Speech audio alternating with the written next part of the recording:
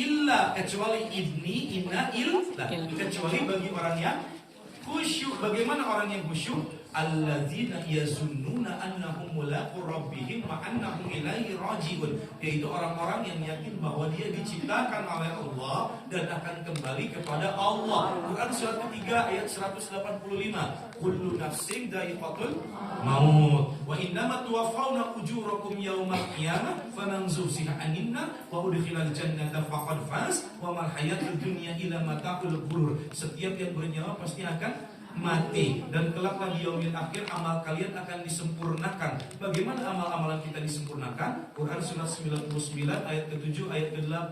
Faman ya'mal mithqala dzarratin khairan yara wa man ya'mal mithqala dzarratin syarran yara. Sebesar biji zarah kebaikan dan keburukan kita akan Allah mintai pertanggungjawabannya. Jadi kita ingat mati dulu.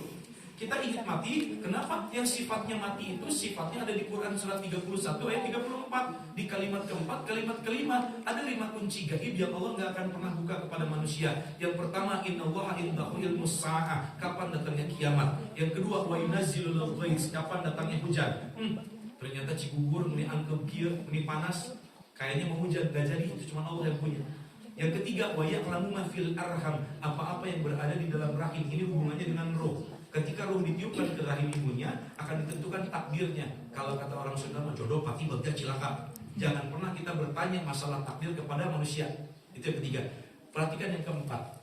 Wa ma tadri nafsum madza taksibu ghadan. Kalian tidak akan pernah tahu akankah kembali bertemu dengan hari esok. Kalimat kelima, wa ma tadri nafsum bi ayyi ardin tamut, mempunyai 2 sifat, 2 makna. Kalian tidak akan pernah tahu di belahan bumi mana kalian akan mati dan bagaimana caranya.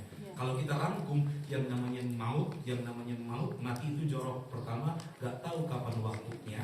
2, gak tahu di mana tempatnya. 3, gak tahu gimana caranya. Contoh, sekarang kita jam 11 ada di majelis taklim di sini di MT Mufidah.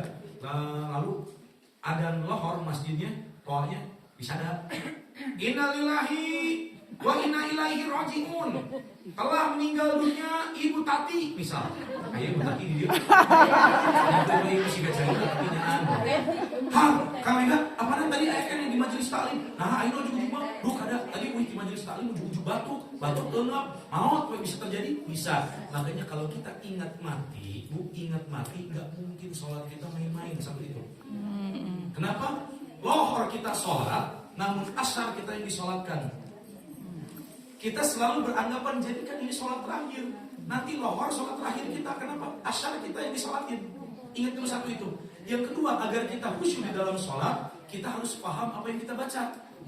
Quran surat keempat ayat 43. Ya ayyuhallazina amanu la taqrabus sholata wa antum sukara hatta ta'lamu ma taqulun. Hai orang-orang yang beriman, janganlah kamu sholat kayak orang mabok. Kenapa? Orang mabok itu gak paham apa yang dibaca. Allahu Akbar. Kalau ibu paham bacaan sholat, ibu tahu bacaan sholat, gak mungkin ibu main-main sholatnya. Allahumma ba'id baini wa baina khatayaya kama ba'adta bainal masyriqi wal maghrib. Apa artinya, Bu? Paham. Iya. Ya.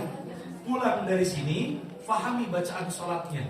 Lalu yang ketiga, kalau kita lagi sholat, bayangkan kita sedang sholat depan Ka'bah, kata para ulama. Bayangkan kita lagi sholat depan Ka'bah, di kanan kita surga, di kiri kita neraka. Bayangkan itu. Insya Allah ibu sholatnya akan khusyuk. Itu jawabannya. Oh iya. Terima kasih. Terakhir silakan. Dari tadi pengen nanya.